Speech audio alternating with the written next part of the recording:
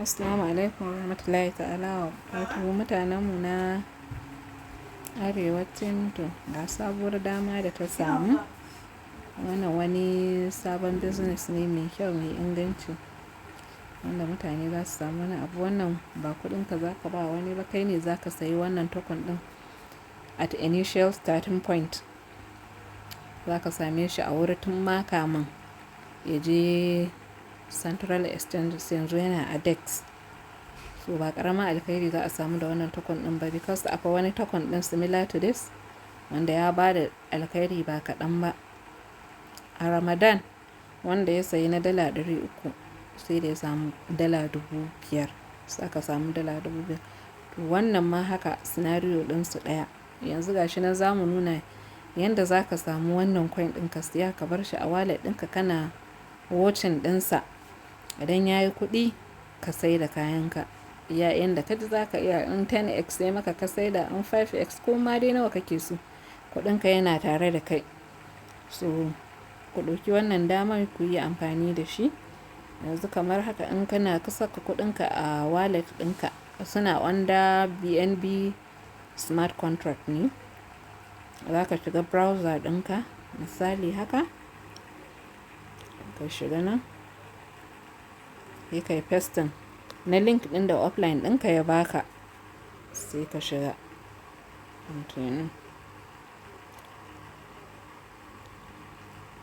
Yawwa masha Allah. To kun ga ya buɗe nan yanda ya kawo ku wannan interface ɗin. Za ku yi adding to wallet. Gashi. Wannan adding to wallet ɗin in ka yi coin ɗin zai fito a cikin jerin coins ɗinka. Ba sai ka sha wahalar su saka smart contract ba ka neme shi. Zai hau direction da kuma amount ɗin da ka siya. To ka yi confirm. Yawwa. To sai ka danna wannan open snapshot ɗin. Yawwa to daga wurin open snapshot sai ka cire invite link ɗinka. So saboda in ka kawo wani ya siya suna baka commissions na ladar ciniki da ka kawo aka sayi token ɗin. Ka danna invite link ɗinka ka ɗauki link ɗinka kenan kana iya kai shi wani wuri sai ka yi pasting ka ajiye. Sai ka shiga kamar nan ga inda aka saka swap. Wannan any swap ɗin su ce ba sai ka je ka sha wahala ka je wani ko pancake ko wani wuri ba, sun yi swap ɗin shi yanda zai zama sauƙi ma mutane wurin siya. Kuma shiga swap.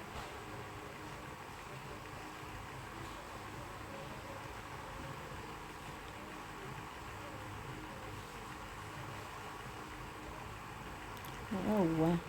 To kun gani ya kawo mu a wajen swap. To za mu sayi na dala 100. Wallet ɗin nan.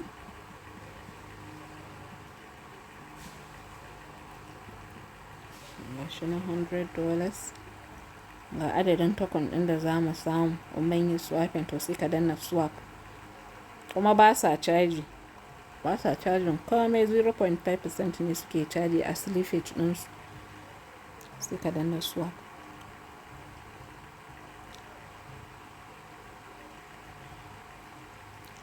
Sai ka danna next step.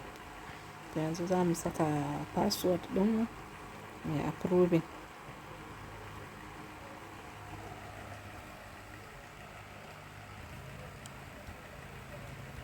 Yawwa. To kun gani swap successful to masha Allah.